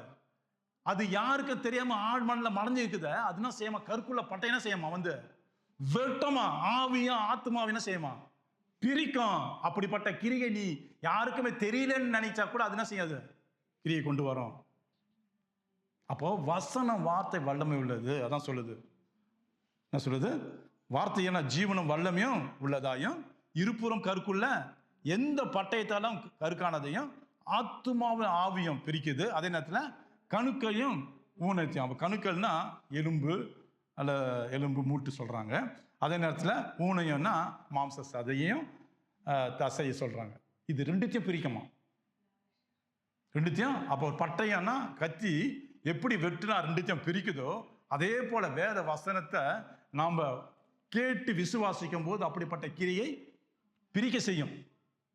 அப்போ நம்ம ஒன்று நினைக்கலாம், வேதம் என்ன சொல்லுது தொடர்ந்து பாடி பாருங்க. என்ன சொல்லுதுன்னா, உருவ குத்தம் உருவ குத்துகிறதாயும் இருதயத்தின் நினைவுகளையும் யோசனைகளும் வகை இருக்கிறது. யாருக்கு தெரியும் உங்க நினைவுகள் யோசனைகளும்? யாருக்கு தெரியும்? இப்போ நீங்க நினைவு உங்களுக்கு தெரியுமா, நான் நினைவு உங்களுக்கு தெரியுமா? அப்போ யார் இதை பட்டைய கருக்கா இருக்க முடியும்? வசனம் தான். கர்த்தர் உண்மையா நீங்க தெரியத்தானே சபையில் எப்படி நடக்குதுன்னு, ஏதோ செஞ்சுட்டு வரீங்க, கர்த்தர் பார்க்குறாரு வெளியிலேருந்து, ஏதோ செஞ்சுட்டு வரீங்க, என்ன சொல்றாரு? உடனே வார்த்தை வருது, வார்த்தை வருது இல்லையா? அப்போ வார்த்தை உடனே என்ன செய்றீங்க? கேட்டு மனம் திரும்பினா அடுத்த டிப் செய்ய மாட்டீங்க. கேட்டு அது எனக்கு இல்லைன்னு சொல்லிட்டு நினைச்சிட்டீங்கன்னா நீங்க விழுந்துட்டீங்கன்னு அர்த்தம். கர்த்தர் விட்டு ரொம்ப தூரம் போயிருக்கிறீங்கன்னு அர்த்தம். அப்ப கர்த்தர் நல்லவராக இருக்கு அப்படின்னா திரும்ப திரும்ப ஏதோ ஒன்று சொல்றாரு, ஜாக்கிரதை செய்யாதீங்க, உங்க மேல அன்பு வச்சுக்கிறேன், அப்படியே ஒண்ணுன்னா சொல்றாரு. இதை நம்ம கேட்டு மனம் திரும்பி செய்யக்கூடாதுன்னு அந்த சிந்தனைக்கு வந்தா நம்ம கர்த்தரோட இருக்கிறோம். அது இந்த வார்த்தை நம்ம அசட்டை பண்ணி மானான்னு சொல்லிட்டு விட்டுட்டு போனா ஒரு நாள் பட்டயம் கண்டிப்பா கருக்குள்ளதான் இருக்கும். அவ வெட்டும் போது யாரால காப்பாற்ற முடியாது, யாரால ஒன்றும் செய்ய முடியாது. அதான் சொல்லுது. அவர் என்ன சொல்றாரு? உருவ குத்திராதாயம் இருதயத்தின் நினைவுகளையும் யோசனைகளும் யோசனை கூட வகையா இருக்குதான் அந்த வார்த்தை, யோசனை கூட. அப்ப என்ன அர்த்தம்னா, நம்ம கேட்டு செய்கிற கிரிகையோ நம்ம கேட்டு வார்த்தையோ ஆழ் மனதில் பதிஞ்சு அப்படியே இருக்கும்போது அது எந்தவித மனுஷனாலோ யாராலோ யோசனை கேட்டால் கூட கிரியை செய்ய முடியாது, மாற்றங்கள் வராது. ஒரே ஒரு மாற்றம் வரும், வேத வசனம் தான். அந்த வசனம் ஊடி உருவி பாயும் போது உடனே நீங்க தேவனுக்குள்ள பயந்தால், தேவனுக்கு பயப்படுற பயம் இருந்தால் உங்களுக்குள்ள உடனே அந்த பயம் வரும். தவறு செஞ்சிட்டோம், இனி நான் செய்யக்கூடாது. அதான் பட்டை குத்துது, குத்தும் போது என்ன செய்றீங்க? நிதானிக்கிறீங்களே, செய்யக்கூடாது. நம்மளுக்கு தான் அந்த வசனம் வார்த்தை நம்மளை நோக்கி தான் வருது. அப்போ பயம். அப்போ யாருக்கு தெரியுது நீங்க செஞ்சது? யாருக்குமே தெரியல, கர்த்தர் தான் பார்த்தாரு. அப்போ வார்த்தை ஏதோ ஒரு வழியா வரும்போது பட்டயம் விட்டுது. அப்போ வேதம் சொல்லுது, யோசனையும் வகையா இருக்கிறதா இருக்கிறது. 13 படிங்க. அவருடைய பார்வைக்கு மறைவான சிருஷ்டி ஒன்றுமில்லை, சகலமும் அவருடைய கண்களுக்கு முன்பாக நிர்வாணமாயும் வெளியரங்கமாய் இருக்கிறது, அவருக்கே நாம் கணக்கு ஒப்புவிக்க வேண்டும். என்ன சொல்றாரு பார்த்தீங்களா? அவருடைய பார்வைக்கு மறைவான சிருஷ்டி ஒன்றுமில்லை, மறைவான படைப்பு. எந்தவித படைப்பும் அவருடைய கர்த்தருடைய பார்வைக்கு எங்கேயும் மறைவில்லை. அப்படி நினைச்சக்கூடாது, நம்ம எங்கன்னா தனியா பார்க்காத இப்படி அப்படி செஞ்சா கர்த்தர் பார்க்கல, நம்ம யாரும் பார்க்கல. இல்லை, எந்த இடத்திலும் தேவன் பார்க்கிறார். என்ன சொல்றாருன்னா, அவர் பார்வை மறைவான சிருஷ்டி ஒன்றுமில்லை, சகலமும் அவருடைய கண்களுக்கு முன்பாக நிர்வாணி, அதாவது அப்படியே பார்க்கிறார். எந்த மறைவான ஒண்ணுமே இல்லை, எல்லாத்தையும் வெளியரங்கமாகவும் இருக்கிறது. அவருக்கே நாம் கணக்கு ஒப்பு வைக்க வேண்டும். அப்ப சகலத்தையும் காண்கின்றார் தேவன். அவர் கண்களுக்கு முன்பாக எந்தவித மறைவு ஒன்றும் இல்லை. ஆகையால் அப்போ நம்ம இளைப்பாறுதல்ல நம்ம போனோம்னா தேவனுக்கு முன்பாக எந்தவித மறைவும் இல்லை. மறைஞ்சி செஞ்சா கூட கர்த்தர் எல்லாவற்றையும் பார்க்கிறார்னு வேதம் சொல்லுது. அவர் பார்வைக்கு மறைவான சிருஷ்டி ஒன்றுமில்லை, சகலமும் அவர் கண்களுக்கு முன்பாக நிர்வாணையம் வெளியரங்கமாக இருக்கிறது, அவருக்கே நாம் கணக்கு ஒப்புவிக்க வேண்டும். அப்போ நம்ம வசனம் எப்படின்னா, நம்ம ஆரம்பத்தில் கண்ட நம்பிக்கை எப்படி ஆண்டவர்கிட்ட முதல்ல வரும்போது ஒரு விசுவாசம், ஒரு நம்பிக்கை, தேவனோட பற்று அதெல்லாம் இருந்துச்சோ, அது கடைசி வரைக்கும் இருக்கணும். இளைப்பாறுதல் வேணும்னு சொன்னால் அந்த விசுவாசம், நம்பிக்கை, தேவன் மேலே வச்சுக்கிற பற்று அந்த கடைசி மட்டும் அது இருக்கணும். அப்போ தான் அந்த இளைப்பாறுதல் நமக்குள்ள இருக்க முடியும், பிரவேசிக்கும். நம்ம கொஞ்ச நாள் தேவன் மேலே விசுவாசம் வச்சு கொஞ்ச நாள் இருந்துட்டு அப்புறம் நம்ம யாரும் பார்க்கல, நம்ம எப்படியோ இருப்போம்னா இளைப்பாறுதலை விட்டு நம்ம வெளியே போயிட்டோம். கர்த்தர் நம்மளுக்கு அந்த இளைப்பாறுதலை கொடுக்க விரும்புகிறார், ஆனால் நம்ம அந்த இளைப்பாறுதல் நம்ம இல்லை இல்லையா? அப்போ வேதம் நமக்கு வந்து கர்த்தர் இது என்ன சொல்லுதுன்னா, வேதம் ஒன்று இடத்துல சொல்லுது, கிறிஸ்துவிடத்தில் பங்குள்ளவர்களாய் இருங்கன்ட்டு. இதிலே பாருங்க, இந்த எபிரேயர் 3லயே 14வது வசனம் பாருங்க. எபிரேயர் 3:14 நம்ம கொண்ட நம்பிக்கையை முடிவு பரிந்தியம் உறுதியாய் பற்றி கொண்டிருப்போம் ஆகில் கிறிஸ்துவனிடத்தில் பங்கு உள்ளவர்களாய் இருப்போம். அப்போ நம்ம ஆரம்பத்தில் கொண்ட நம்பிக்கை முடிவு பரியந்தம், கடைசி மட்டும் அந்த நம்பிக்கை, விசுவாசம், கர்த்தர் மேலே இருக்கிற அந்த வைராக்கியம், கர்த்தரோடு இருக்கிற அந்த அன்பு உறவு, கர்த்தரை தேடுகிற அந்த எல்லாமே துவக்கத்தில் எப்படி இருந்துச்சோ அதே போல் நம்ம ஆரம்பத்தில் கொண்ட நம்பிக்கை முடிவு பரிந்தும் உறுதியாய் பற்றி கொண்டிருப்போமாகில் கிறிஸ்துவிடத்தில் பங்குள்ளவர்களாக இருப்போம், கிறிஸ்துவோட பங்கா இருப்போம், கிறிஸ்துவுடனா இருப்போம், கிறிஸ்து முழுமை அவருக்குள்ள நம்ம இருப்போம். இது குறைஞ்சா, நான் முன்பு போல இல்லை, ஆரம்பத்தில் கொண்ட அன்பு இல்லைன்னு சொன்னா எப்படி இருப்போம்? பங்கு இல்லை, அவருக்கு எனக்கு சம்மதமே இல்லை, இந்த அவருக்கு எனக்கு தொடர்பு இல்லை. அப்போ முடிவு எப்படி இருக்கும்? அவர் இல்லாத வாழ்க்கை இளைப்பாறுதல் இல்லை. அவர் இருந்தால் தான் நம்ம வாழ்க்கையில் இளைப்பாறுதல். இயேசு இருந்தால் தான், இயேசுவோடு வாழ்ந்தால் தான் இளைப்பாறுதல். எல்லா சூழ்நிலை கர்த்தர் அந்த இளைப்பாறுதல் என்ன செய்வார்? பொருளாலையும் பணத்தாலையும் எவ்வளோ கோடி பணம் கொடுத்தாலும் வாங்க முடியாது அந்த இளைப்பாறுதல். அவர் கொடுக்குற பணம், அவர் கொடுக்குற இளைப்பாறுதல் வந்து என்ன செய்யும்? உலக பிரகாரம் கொடுக்குற சமாதானம் நான் கொடுக்கவில்லை, நான் கொடுக்குற சமாதானமும் என்ன சொன்னோம்? தேவ சமாதானம். அவர் கொடுக்குற சமாதானம் தேவ சமாதானம் இருக்கிறபடினா இளைப்பாறுதல் ஆண்டவர் இயேசு கிட்ட தான் இருக்குது. அதான் வாதம் சொல்லுது, கிறிஸ்துவிடத்தில் பங்கு உள்ளவர்களா இருப்போம், இல்லை கிறிஸ்துவத்தில் நம்ம பங்குள்ளவராய் இருக்க முடியாது. அப்போ கர்த்தர் இயேசுவோடு நம்மளோட வாழ்க்கை இணைக்கப்பட்டிருந்தால் கர்த்தருடைய வார்த்தையின்படி நம்ம கீழ்ப்படிந்து நடப்போம். அதே மேல கர்த்தர் மேல் ஒரு அதிகமான விசுவாசம், நம்பிக்கை, நீங்காத வாழ்க்கை ஒன்று இருக்கும். பாவத்துக்குரிய காரியமோ, பாவத்துக்குரிய கிரியையோ, பாவத்துக்கு உண்டான செய்கையோ, தனிமையிலோ இல்லை மற்ற வழியா நம்ம செய்வதற்கு நமக்கு இடம், இதயத்தில் மனசுல இடம் கொடுக்காதுன்னு சொல்லுது. பங்குனாதான் கிறிஸ்து நமக்குள்ள இருந்தா மற்ற இடத்துக்கு நம்ம எதுக்கு இடத்துலையும் போக மாட்டோம், பங்கு உள்ளவர்களாக இருப்போம். அப்போ இது வேத முன்னேற்றத்தில் வர சொல்லுதுங்க. எசேக்கியேல் 36:24 நான் உங்களை புறஜாதிகளிலிருந்து அழைத்து உங்களை சகல தேசங்களிலிருந்து சேர்த்து உங்கள் சுய தேசத்திற்கு உங்களை கொண்டு வருவேன். என்ன சொல்றாரு? நான் உங்களை சுய தேசத்திற்கு உங்களை கொண்டு வருவேன். எப்படி நீங்க இருந்தீங்க, நான் புறஜாதியிலிருந்து அழைத்து உங்களை சகல தேசங்களிலிருந்து சேர்த்து உங்களை சுய தேசத்திற்கு உங்களை இளைப்பாறுதல் பண்ணுவேன்றார். அப்ப எப்படி செய்வாராம்? முதலாவது உங்க தண்ணீரால உங்களை தெளிப்பேன், நவமான இருதயத்தை கொடுப்பேன். வேற சொல்லப்படுறேன், உங்கள் நவமான இருதயத்தை கொடுத்து உங்கள் உள்ளத்தில் புதிதான ஆவியை கட்டளையிட்டு கல்லான இதயத்தை உங்கள் மாம்சத்திலிருந்து எடுத்து போட்டு தசையான இதயத்தை உங்களுக்கு கொடுப்பேன். உங்கள் உள்ளத்திலே என் ஆவியை வைத்து உங்களை என் கட்டளைகளை நடக்கவும் என் நியாயங்களை கை கொள்ளவும் அவைகளின்படி செய்யவும் பண்ணுவேன், செய்யவும் கடவேன். அப்ப எங்க என்ன செய்யறாரு?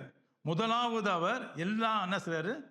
சகல தேசங்களை சேர்த்து உங்களை சுய தேசத்திற்கு கொண்டு வர, இளைப்பாறுதல் கொண்டு வர நான் செய்யற கிரியை ஜலத்தினால் கழுவேன், நல்லமான இருதயத்தை வைப்பேன், தசையான இருதயத்தை கொடுப்பேன். அதுல பிறகு உங்களை ஆவியை நான் என்ன செய்வேன்? புதுப்பிப்பேன். அதன் பிறகு நீங்க என்ன செய்வீங்க? என் வார்த்தையை தள்ள மாட்டீங்க, என் வார்த்தையின் படி நடப்பீங்கன்றார். அப்போ இருதயம் நம்ம கர்த்தருக்கு பிரியமாய் நடந்தா, கர்த்தருக்கு பிரியமா இருந்தா, நம்ம கிறிஸ்து இயேசுவோடு நடந்தா என்ன வாழ்க்கையில் எப்படி இருக்குமா? அவரோடு இருக்கும்போது அவருடைய வார்த்தைக்கு நம்ம கீழ்ப்படிவோம். அதே போல கர்த்தர் மேல விசுவாசம் வைக்கும்போது நம்ம எந்த விதமான தீய பழக்கத்தையோ, தீய உறவுகளோ, தீய சிந்தனையோ, தீய செயலோ, தீய உறவுகள் வெளியிலேருந்து வர சேரமாட்டோம். அதான் பங்கு உள்ளவர்கள். கிறிஸ்துவோடு இருந்தால் அந்த பங்கு இருக்கும். கிறிஸ்து விட்டுட்டு போனால் அந்த பங்கு, கிறிஸ்துவோட பங்கு இல்லாட்டினா நம்ம தவறான காரியம் செய்வோம். அப்போ கர்த்தர் இயேசு இந்த காரியத்தை, இந்த இளைப்பாறுதலை குறித்து பேசும்போது நீங்கள் பார்த்தீங்கன்னா மத்திய 11வது அதிகாரம் பாருங்க. மத்திய 11 28 வருத்தப்பட்டு பாரம் சுமக்கிறவர்களே, நீங்கள் எல்லோரும் என்னிடத்தில் வாருங்கள், நான் உங்களுக்கு இளைப்பாறுதல் தருவேன். என்ன சொல்றாரு? வருத்தப்பட்டு பாரம் சுமக்கிறவர்களே, நீங்கள் எல்லாரும் என்னிடத்தில் வாருங்கன்றார். அப்போ என்ன சொல்றாரு? நீங்க என்னிடத்தில் வரும்போது என் வார்த்தையை கை கொள்ளுவீங்க.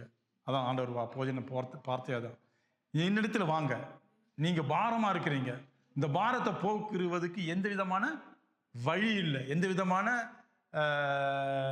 செய்ய எந்த விதமான நியாயப்பிரமாணத்தின்படி அதான் அந்த வழிமொழி எந்த வித முறையின்படி நீங்கள் எந்த விதத்தில் இந்த இந்த இளைப்பாறுதல் பெற்றுக்கொள்ள முடியாது. ஆனாலும் வருத்தப்பட்டு பாரம் சுமந்து இருக்கிறீங்களே நீங்கள் எல்லாரும் இடத்துல பாருங்க, நான் உங்களுக்கு இளைப்பாறுதல் தருவேன். இளைப்பாறுதல். அப்போ இந்த இளைப்பாறுதல் வந்து பூமியில் நம்ம கஷ்டப்படும் போது, துன்பப்படும் போது, வேதனையாக இருக்கும்போது, இந்த வேதனையில் நம்மளுக்கு இளைப்பாறுதல் கர்த்தர் இயேசு தரார் பூமியில் இருக்கும்போது. அப்போ சொல்றாரு, நான் உங்களுக்கு இளைப்பாறுதல் தருவேன். சாந்தமும் மனத்தாழ்மையுமாய் இருக்கிறேன், என் நுகத்தை உங்கள் மேல் ஏற்றுக்கொண்டு என்னிடத்தில் கற்றுக்கொள்ளுங்கள். போதும் சார். என்ன சொல்றாரு? நான் சாந்தமும், அவர் எப்படி இருக்கிறாராம்?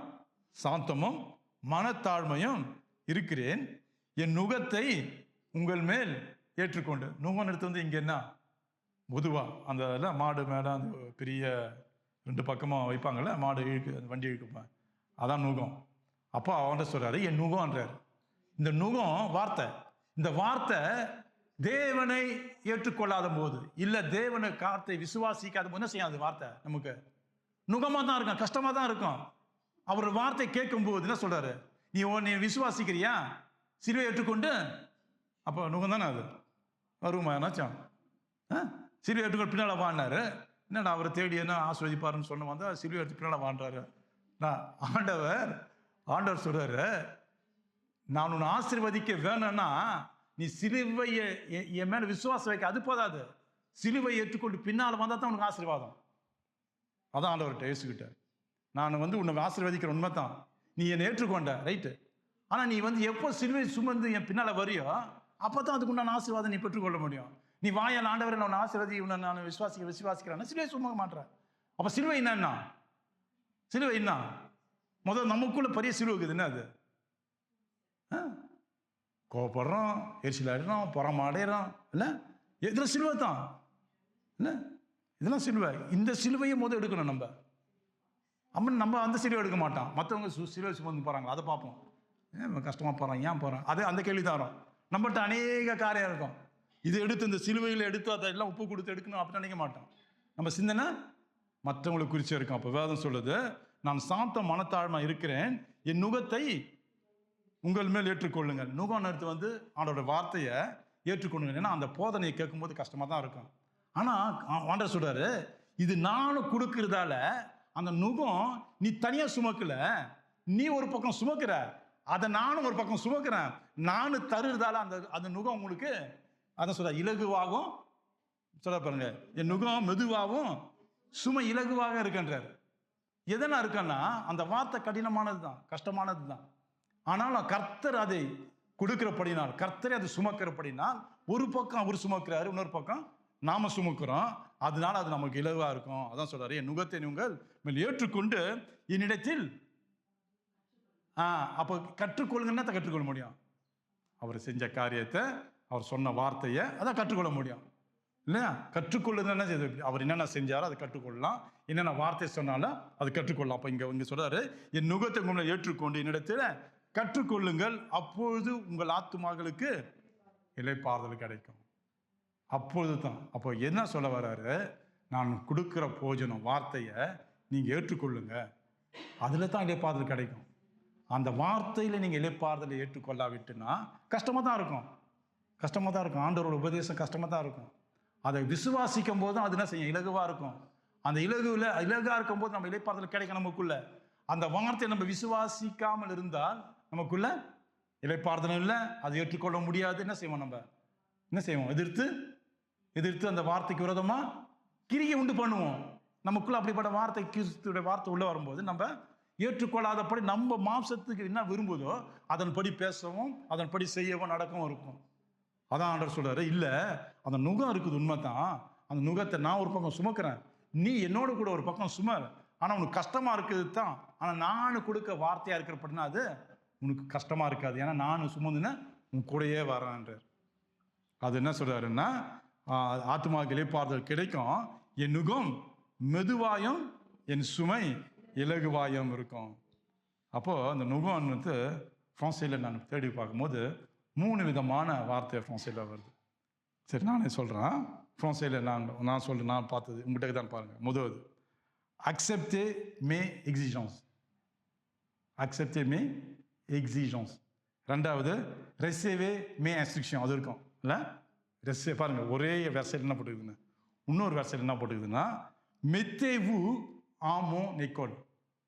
இது எப்படி இருக்குது பாருங்க, என்ன சொல்றாரு? மெத்தேவு ஆமோ நெக்கோல். அப்போ இந்த மூணாவது சொல்லும் போது இது உண்மையாகுது. 3 வித வார்த்தை, 3 பிரெஞ்சு பைபிளில் அங்கங்கே தனித்தனியாக இருக்குது.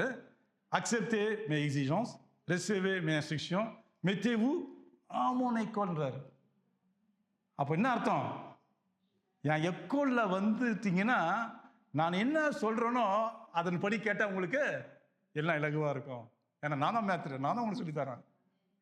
சொல்கிறாரு மெத்தேவு மோனைக்கோல்ன்றாரு பாருங்க. அது அப்போ மெத்தேவு மோனைக்கோல்னா கிறிஸ்து, வேதம் சொல்லுது, கிறிஸ்து இயேசுவின் சிந்தை உங்களில் இருக்க கடவுள். அதான் முக்கியமானது. மெத்தேவு மோனைக்கோல்னா அவர் எப்படி இருந்தாரோ, எப்படி நடந்தாரோ அந்த சிந்தை நமக்கு வரணும். நீங்கள் அது பிலிப்பியர் 2 அதிகாரம், பிலிப்பியன் 2 chapitre 2 verset 5 இருக்குது. கிறிஸ்து இயேசுவின் சிந்தை உங்களில் இருக்க கடவுள். இன்னொன்றில் பார்த்தீங்கன்னா யோவான் 13:15, ஜான் chapitre 13 verset 15, நான் உங்களுக்கு செய்தது போல நீங்களும் செய்யும் உங்களுக்கு மாதிரியை காண்பிக்கிறேன். நான் என்ன செஞ்சனோ அதே போல நான் உங்களுக்கு மாதிரியை காண்பிக்கிறேன், நீங்களும் செய்யுங்க. இதுதான் விரை எக்கோல், இதுதான் கர்த்தருடைய எக்கோல். இந்த எக்கோலை விட்டுட்டு நம்ம வேற எக்கோலுக்கு பார்க்கக்கூடாது. என்ன எக்கோல்? கவலைப்படாதீங்க, கர்த்தர் உங்களை ஆசீர்வதிப்பார், நீங்கள் அப்படியே இருங்க, எல்லாம் உங்களை பார்த்துக்கொள்வார், ஒன்றும் பார்க்க மாட்டார். இதை சொல்கிறார் பாருங்க, ஏன் முனைக்காண்டார். உண்மையிலேயே தேவனுடைய சபையானது இந்த மாதிரி சத்தியம் நிறைய போதிக்கணும். கிறிஸ்து என்ன ஆண்டவர் விரும்பினார். ஆமாம், இந்த தமிழ் சபை உலகத்தில் அநேக சபைகள் இந்த ஆசீர்வாதத்தை குறித்து தேவனை இயேசுவை காட்டாமல் ஆசீர்வாதம் என்று பேசுகிற சபையெல்லாம் அந்த உள்ளக்கிற ஆத்மாவை பாதாளத்துக்கு அந்த பாஸ்டர் கொண்டு போகிறார். ஆகையால் இந்த மெசேஜை யாரா நீங்கள் தமிழர்கள் பார்த்தீங்கன்னா, கிறிஸ்து இயேசுவை குறித்து உபதேசிக்கிற அநேக எந்த சபை இருக்குதோ அந்த சபைக்கு போங்க. கிறிஸ்துவை குறிக்காத பேசாத எந்த சபைக்கு நீங்கள் போனீங்கன்னா உங்கள் ஆத்மா ஒரு நாளில் சபையில் இருப்பீங்க, பாதாளத்துக்கு போயிடுவீங்க, மறக்கக்கூடாது. அப்போது இங்கே ஆண்டவர் சொல்கிறாரு, பிரெஞ்சில் சொல்ல வேண்டிய வார்த்தை மெத்தேவு ஆமோனைக்கோல். அப்போ மெத்தேவு ஆமோனைக்கோல்னா அவரோட பள்ளிக்கூடத்தில், அவரோட வார்த்தையில், அவர் கொடுக்குற போதனையில், அவர் கொடுக்குற உபதேசத்தில் நீங்கள் சேருங்க, என்னோட வாங்கன்றார். அப்போ என்ன சொல்றாரு? கிறிஸ்து இயேசுவின் சிந்தை உங்களில் இருக்க வேண்டும், நான் உங்களுக்கு செய்தது போல நீங்களும் செய்யும் உங்களுக்கு மாதிரியை நான் காண்பிக்கிறேன்றார். இதுதான் அவருடைய கிறிஸ்துவனுடைய போதனை. அப்போ நுகம்ங்கிறது தேவனுடைய வார்த்தை.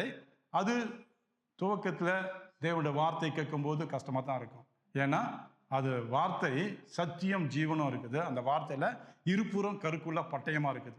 அப்போ அந்த வார்த்தையை கேட்குறவங்க கஷ்டமாக இருக்கும். ஆனால் அது விசுவாசித்து அதன்படி நடக்கும்போது என்ன செய்யாது? ஆண்ட பெரிய காரியம் செய்வார். அப்போ வார்த்தை மெதுவாகவும் என் சுமை இலகுவாகவும் இருக்குது. அப்போ கர்த்தருடைய வார்த்தை அதை நீங்கள் கேட்டு விசுவாசித்து அதன்படி நடக்கும்போது நித்திய இளைப்பாறுதல் தேவன் இயேசு நமக்கு தரார். இப்போ கீழ்ப்படிந்து நடக்கும்போது தான் ரொம்ப கஷ்டமாக தான் இருக்கும். சீஷர்கள் ஆண்டவர் கூட இருந்தவங்களே அவர் உபதேசத்தை கேட்டு சொன்னாங்க, இது கடினமான உபதேசம் அல்லவா சொன்னாங்க. சொல்லியா யோவான்ல, கடினமான உபதேசம் அல்லவா? அவருடைய சீஷர் அநேகர் அவருடனே கூட நடவாமல் பின்வாங்கி போனார்கள். இது உபதேசத்தை கேட்டு பார்த்தீங்களா? அப்போ அவங்க கூட இருந்தவங்களுக்கே இந்த உபதேசம் கஷ்டமா இருந்தா நம்ம அவர் கூட இருக்கிறோம். ஞாயிற்றுக்கிழமை தான் அவர் கூட இருக்கிறோம். ஞாயிற்றுக்கிழமை மட்டும் தான் அவர் கூட இருக்கணும். அப்போ மற்ற நாள்லாம் என்ன செய்கிறோம்? அவர் பார்க்க விட மாட்டோம், நினைக்க விட மாட்டோம். நம்ம பாட்டு செய்வேன் தான் செஞ்சுட்டு ஞாயிற்றுக்கிழமை மட்டும் சரி ஆண்டவர் இயேசுவை பார்ப்போம். அப்போ எப்படி இருக்கும் உபதேசம்? எப்படி இருக்கு நினச்சி பாருங்க. கூட இருந்தவங்களே கஷ்டம் சொன்னாங்க. அப்போ 2 மணி நேரம் வந்து கேட்குறவங்களா செய்வீங்க? கஷ்டம்னுவீங்க. கஷ்டம் சொல்ல முடியும். கஷ்டம்னு சொல்லிட்டு என்னடா அவர் இதெல்லாம் சொல்லி இருக்கிறாரு சரி என்று அப்படியே தாக்கு பிடிச்சுன்னு இருப்பீங்க.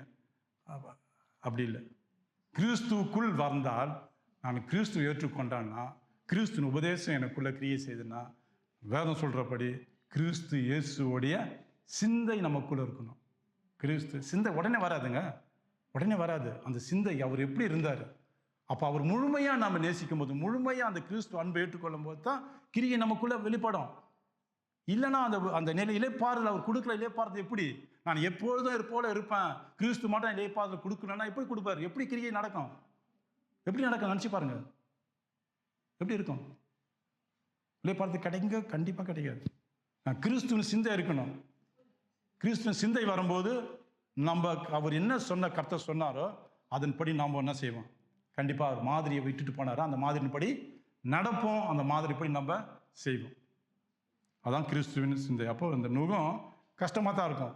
ஆனால் தேவன் ஒரு பக்கம் சுமக்கிறபடினால், அவர் ஒரு பக்கம் சுமக்கப்படி, நமக்கு ஒரு பக்கம் நம்ம சுமக்கிறபடினா, நம்ம சுமக்கிறத அவர் என்ன செய்கிறாரு, அதிகமாக சுமந்து இருப்பார். ஏன்னா வார்த்தை எங்கேருந்து வருது, அவரை தான் வார்த்தை இருக்கிறாரு, அவரு தான் வார்த்தையாக இருந்து மாம்சத்தில் வெளிப்பட்டார். அப்போ அவர் கொடுக்குற வார்த்தை எப்படி இருக்கும், அவருக்குள்ள இருக்கும்போது இல்லை, அவர் அந்த வார்த்தை வந்து கொடுக்குற சொல்றாருன்னு எப்படி இருக்கும், அவருக்கு அந்த வார்த்தை முதல் கேட்குறவங்களுக்கு கஷ்டமா அவருக்கு தெரியும். ஆனாலும் அந்த சுமை அவர் சுமக்கணும் இல்லை, இருந்தாலும் அவர் என்ன செய்வார், இல்லை உங்களுக்கு ஒரு அப்படி பேசக்கூடாது, இப்படி பேசிட்டு பண்ணல, இல்லை, சொல்ல வேண்டியது அவர் கடமை சொல்றாரு. சுமப்பது நம்ம கடமை, சுமக்கணும். ஆனால் நம்ம பயப்படாம சுமக்கும் போது அவர் என்ன செய்யற, கூட எல்லாம் வீட்டையும் அவர் வாங்குறாரு, கூட கொஞ்சம் மாத்தம் வச்சு அவன் கூட வா, நீ பழகு, என் கூட வந்து பழகு, அப்படியே அவன் கூட வா, நான் அப்பப்போ சொல்றத நீ கேட்டு கீழ்ப்படிஞ்சுன்னு செய்வேன், அந்த சுமை உனக்கு இலகுவாக முடியணும், இலகுவாக மாறும். அதான் சொல்றாரு. அப்போ நம்ம சுமக்கிற சுமை, நம்ம மறுபக்கம் கர்த்தர் இயேசுன செய்கிறத நம்மோட கூட சுமக்கிறார். அப்போ அவர் சுமப்பதால் நமக்கு ரொம்ப கடினமான காரியம் இல்லை. அப்போ கடினமாக இருக்க இல்லாத நிமித்தம் நம்ம உண்மையான இளைப்பாறுதல், உண்மையான ஓய்வு, உண்மையான இளைப்பாறுதல் நமக்கு தேவன் தரார். அவருக்கு இயேசுதான் தரார். அதான்டா சொன்னார். என்ன சொன்னாருன்னா, மத்தியில் அதே வசனம்தான் என்ன சொல்றாரு, வருத்தப்பட்டு பாரம் சுமக்கிற நீ எல்லாரும் இடத்தில் வாருங்கள், நான் தான் உங்களுக்கு இளைப்பாறுதல் தருவேன். அவர் தான் இளைப்பாறுதல் கொடுக்குறார். ஆகையால் நம்ம இளைப்பாறுதல் பிரவேசிக்கணும்னா பூமியில் இருக்கிற நாள் வரைக்கும், பூமியில் நம்ம உயிருள்ள நாள் வரைக்கும் நம்ம இளைப்பாறுதல் நம்ம எல்லா வகையிலும் தேடுவோம், எல்லா வகையிலும் தேடிப்போ அந்த இளைப்பாறுதலை பெற்றுக்கொள்ள முயற்சி பண்ணுவோம். ஆனால் அந்த இளைப்பாறுதல் எந்த வழியில் போனாலும் நம்மளுக்கு அந்த இளைப்பாறுதல் கிடைக்காது. ஒரே வழி, தாவீது சொன்னது போல, ஆண்டவரே உங்களுடைய சமூகத்தை தேடி வாஞ்சிக்கிறேன், அங்கே தான் அந்த இளைப்பாறுதல் இருக்குது. அப்போ பூமியில் வாழ நாட்கள் எல்லாம் ஒரே ஒரு வழி தேவனுடைய வழியில், தேவனுடைய கிட்டி தேவன்கிட்ட வரும்போது தான் அந்த இளைப்பாறுதல் நமக்கு இருக்குது. நிம்மதி தேவன் ஆண்டவர் இயேசுட்டு தான் இருக்குது.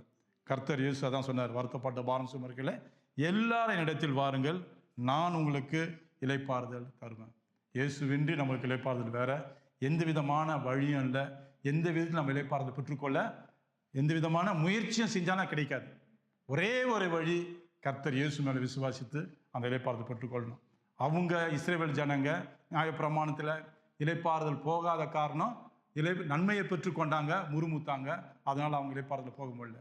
ஆனால் ஆண்டவர் இயேசு அறிஞ்ச நாம், வேதம் சொல்லுது, அவரை விசுவாசிக்கிற நமக்கோ தேவனுடைய ஜனங்களுக்கோ இளைப்பாறுதல் காலம் இனி வந்திருக்குது. அவருடைய இளைப்பாறுதல் பிரவேசித்தவன் தேவன் தன்னுடைய கிரிகளை முடித்தது போல அவனை அந்த இளைப்பாறுதல் பெற்றுக்கொள்ளவனும் வேதம் சொல்லுது, அவங்களும் கிரியை முடிக்கணும். அப்படின்னா என்ன அர்த்தம், கடைசி மட்டும் அந்த இளைப்பாறுதலை காத்துக்கொள்ள, அந்த இளைப்பாறுதலை நடக்க நம்ம செய்ய வேண்டியது நிறையா. கிறிஸ்துவோட அந்த நுகத்தை அவரோடு சுமந்து கொண்டு இளைப்பாறுதல் போவதுக்கு தான் நம்ம முயற்சி பண்ணணும். கடைசி காலம் வரும்போது அது வேற ஒரு இளைப்பாறுதல் கிடைக்கும். ஆனால் பூமியில் வாழ்கிற ஒவ்வொரு நாளும் இளைப்பாறுதல் கிறிஸ்துவோடு இருக்கணும். ஆமென். அப்போ ஏஞ்சி ஜெபம் பண்ணுவாங்க.